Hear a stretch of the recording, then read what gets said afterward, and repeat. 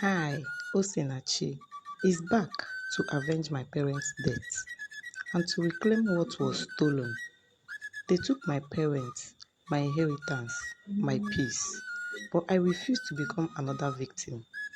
One by one, I'll dismantle their reign of terror. I'll find those responsible. They will answer for their crimes. Everyone who caused my parents pain will pay dearly. Okiki owned vast stretches of land, luxurious mansions, and fine cattle, making him the envy of many in the village. On the other side of the village lived Udo, a humble farmer whose ancestors had passed down a small plot of land to him. This land was Udo's pride and joy, as it provided him with sustenance and a means to support his family. Udo worked tirelessly on his farm, tending to his crops with love and care.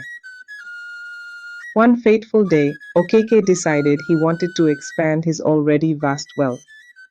He cast his eyes on Udo's farm, the only remaining piece of land that stood in the way of his grand plans. With his wealth and influence, Okiki began to pressure Udo, offering him small compensation for his land and threatening him of taking the land by force if he did not comply. Udo, though fearful, refused to give up his ancestral land. He knew its worth extended far beyond monetary value. It was a piece of his heritage, a connection to his roots, and the source of his livelihood. Determined to stand his ground, Udo resisted Okiki's relentless efforts to force him off the land. But Okiki was not one to be easily deterred.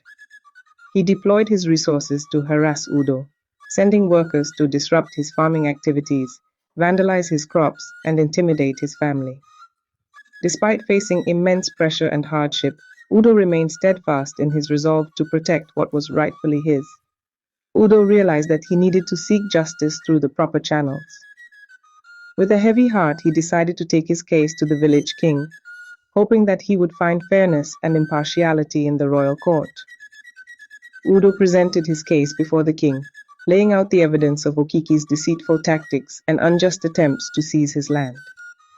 He pleaded with the king to uphold the laws of the land and protect the rights of the common people, urging him to intervene on behalf of justice and righteousness. However, Okiki, not one to leave anything to chance, had already anticipated Udo's move. He cunningly approached the king behind closed doors, offering him a handsome bribe, a prized goat, and a hefty sum of cash, in exchange for a favorable judgment in his favor. On the day of the judgment, the village gathered in anticipation, hoping for a resolution that would uphold the principles of fairness and integrity. But to their dismay, the king, swayed by Okiki's bribes and influence, delivered a shocking verdict. In a tone that portrayed no hint of empathy or compassion, the king ruled in favor of Okiki, declaring that the land rightfully belonged to him. Despite Udo's impassioned pleas and the overwhelming evidence of Okiki's wrongdoing, the king sided with the wealthy landowner, leaving Udo devastated and disillusioned. As Okiki began gloated in his victory, flaunting his ill-gotten gains and reveling in his triumph over the powerless, Udo felt a profound sense of injustice. With a heavy heart and a deep sense of betrayal, he realized that in a world where power and wealth often trumped principles and morality, the fight for justice was often an uphill battle. The weight of injustice bore heavily upon Udo's shoulders, crushing his spirit and robbing him of the will to carry on.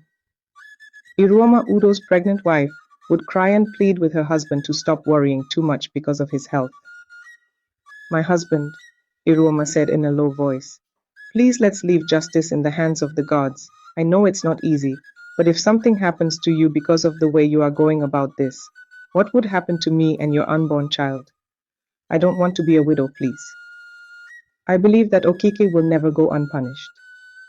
The shock and despair of losing the land his forefathers had entrusted to him proved too much to bear. Filled by grief and consumed by the injustice of it all, Udo's health began to deteriorate rapidly. As days turned into weeks, Udo's once robust frame withered away, his strength sapped by the burden of betrayal and loss. Udo's heart could not withstand the onslaught of pain and despair. One fateful night, as the moon cast its somber glow upon the village, Udo's heart gave out, succumbing to the relentless assault of sorrow and anguish. In the cold silence of the night, he drew his final breath, leaving behind a grieving widow and a future unborn child. The news of Udo's tragic demise sent shockwaves through the village, casting a pall of sorrow over the tight-knit community.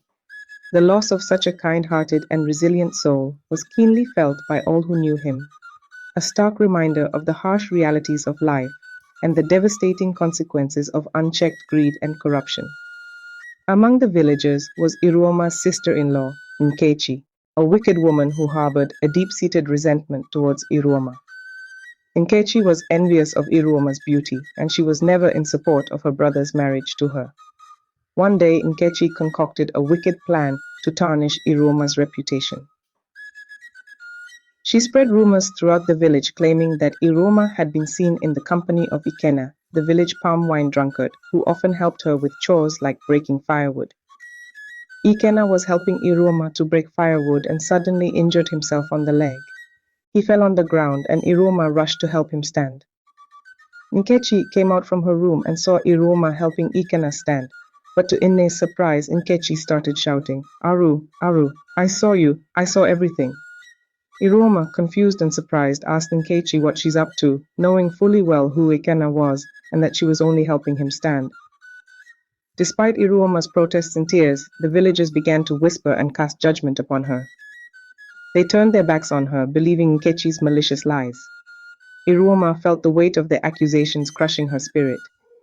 She pleaded with the village elders to believe her innocence, but Nkechi's venomous words had poisoned their minds against her. As the villagers started talking on how it was an abomination for a woman to be seen in the company of another man while still mourning her late husband, the matter was brought before the king and the elders for judgment.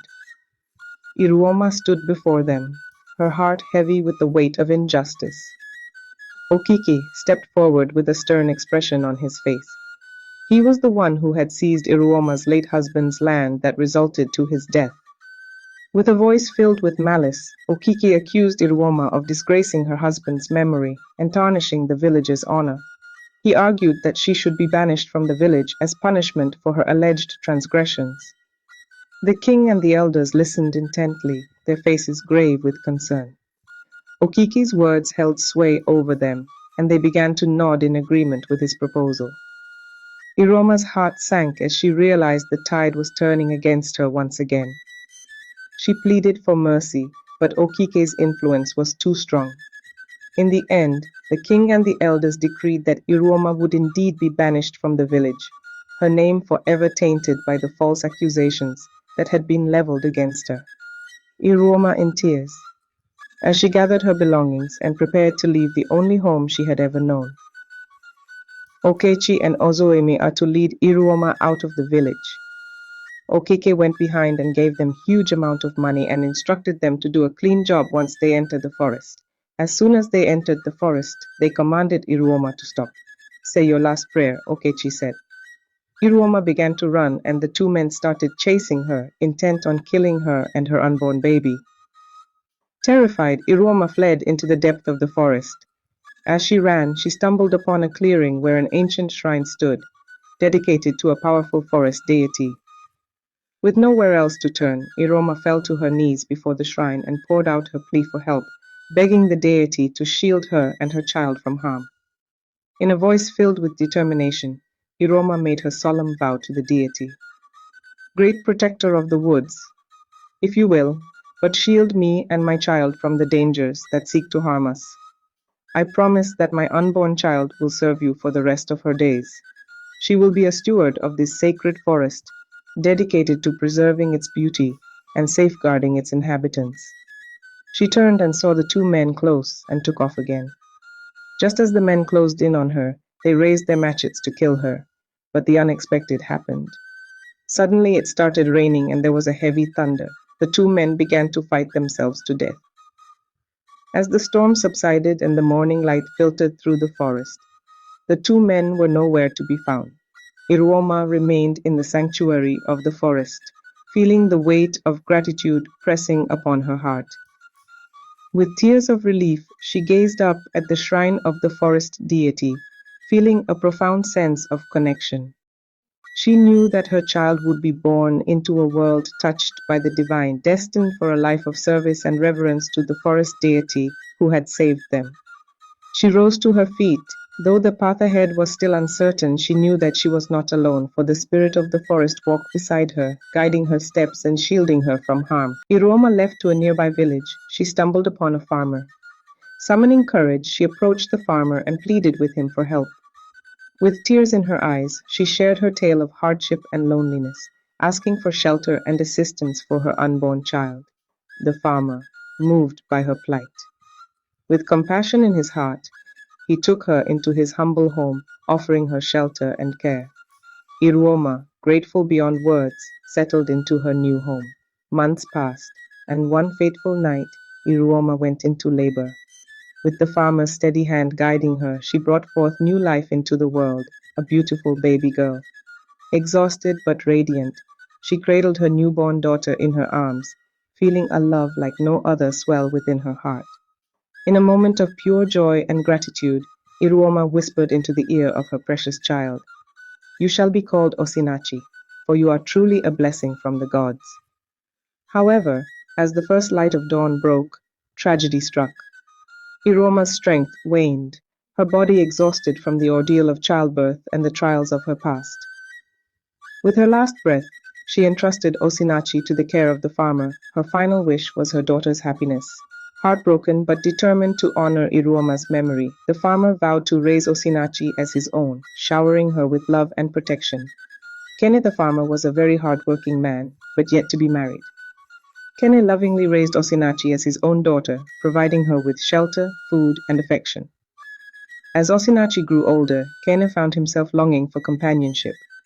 One day, fate intervened, and he met Igondu, a woman with captivating eyes and a warm smile. They soon fell in love and decided to get married. At first, Igondu seemed kind and welcoming to Osinachi, but as time passed, her attitude changed. Igondu grew resentful of Osinachi's presence. Igondu began to treat Osinachi with cruelty, making her do all the chores on the farm and withholding food and affection. Despite Osinachi's efforts to please Igondu and win her approval, nothing seemed to soften her heart. Heartbroken and confused, Kene was torn between his love for his wife and his duty to his adopted daughter. He tried to reason with Igondu and mend the rift between them, but his efforts were in vain. Adana, Kene, and Igondu's daughter grew resentful of Osinachi as well.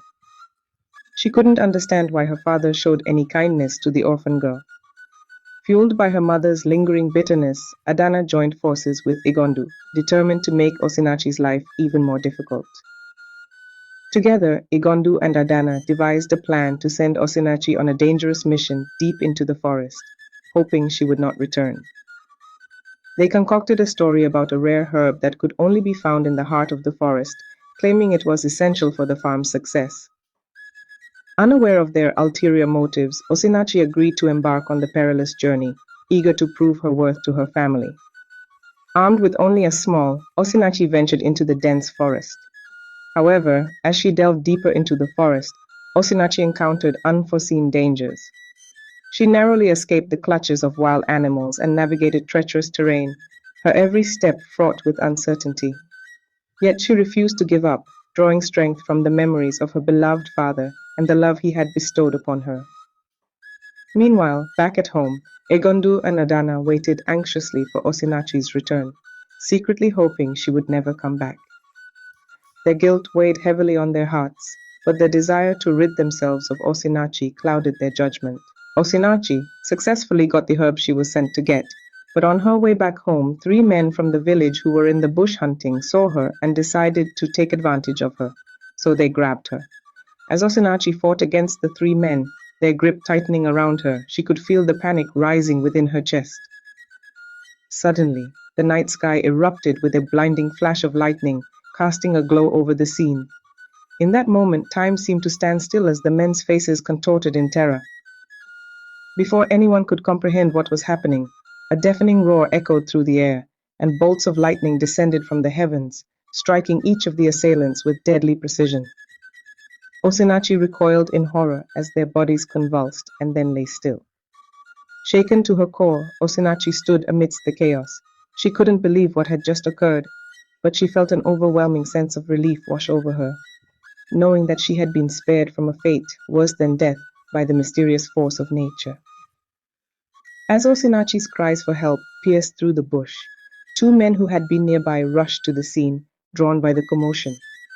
However, as they arrived and saw the lifeless bodies of the assailants lying on the ground, their expressions turned from concern to suspicion. "You, what have you done?" one of the men accused, pointing an accusatory finger at Osinachi. "You're a witch, aren't you? You used your dark powers to kill these men." Osinachi's heart sank as she realized the gravity of the situation. She pleaded with the men, trying to explain that she was innocent and that the lightning strike had been a mysterious act of nature. But the men were adamant in their belief, convinced that she was responsible for the deaths of the three men. As the storm continued to rage around them, Osinaki found herself trapped in a nightmare, accused of a crime she did not commit, with no one willing to believe her side of the story. With the village elders deeply troubled by the unexplained deaths, they convened an urgent meeting to address the matter. Suspicion fell heavily on Osinachi, whose reputation for dabbling in dark arts had long been whispered about. Despite her protests of innocence, the evidence against her was strong. Witnesses spoke of strange occurrences in her presence. Fearing for the safety of the community, the elders decreed that Osinachi would be banished from the village.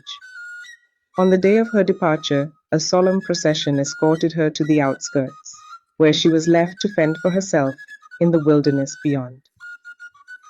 Though the villagers breathed a collective sigh of relief, a sense of unease lingered. Some whispered that Osinachi's banishment might not be enough to quell the darkness that seemed to swirl around her. But for now, the immediate threat had been removed. As Osinachi journeyed deeper into the forest, she felt a mixture of apprehension and curiosity, unsure of what lay ahead. Suddenly, a gentle breeze whispered through the trees, carrying with it a voice that seemed to call her name. "Osinachi," it says, "come closer." Her heart quickened as she cautiously followed the sound, her footsteps soft against the moss-covered ground. The voice grew clearer, guiding her through the labyrinth of trees until she emerged into a small clearing bathed in dappled sunlight. There, standing before her, was a figure cloaked in shimmering light. Osinachi's breath caught in her throat as she realized she stood before a deity. "Osinachi," the deity spoke, its voice resonating like the rustle of leaves in the wind. "You have been chosen for a great destiny." With a mixture of reverence, Osinachi knelt before the deity, ready to embrace whatever path lay before her. She knew that this encounter marked the beginning of an extraordinary journey, one that would test her courage, strength, and faith. Osinachi's heart heavy with the weight of unanswered questions about her identity and heritage. With trembling hands, she beseeched the deity to reveal the truth of her origins, for she knew not the roots from which she had grown. In response, the deity's voice echoed through the chamber, resonating with the power of ages past. "Look into the mirror of time," it commanded, and before Osinachi appeared a shimmering portal swirling with mist and memories. Stepping forward, Osinachi peered into the depths of the mirror, and there the past unfolded before her eyes. She saw her parents, proud and strong, their love for her when she was still in her mother's belly, radiant as the sun. But then, darkness descended upon their lives as she witnessed the unjust circumstances of their demise. Tears welled in her eyes as she watched the tragedy unfold, the betrayal and cruelty of those who had torn her family apart etched into her soul. Yet, amidst the sorrow, a fire ignited within her, a determination to uncover the truth and seek justice for her parents' unjust deaths. With newfound resolve, Osinachi turned back to the deity, her spirit ablaze with purpose. "I will not rest until I uncover the truth and bring those responsible to justice," she declared, her voice ringing with conviction. And so, guided by the revelations of the deity's mirror, Osinaki embarked on a quest to reclaim her identity and unearth the secrets of her past, knowing that only by confronting the shadows of history could she truly find the light of her own destiny.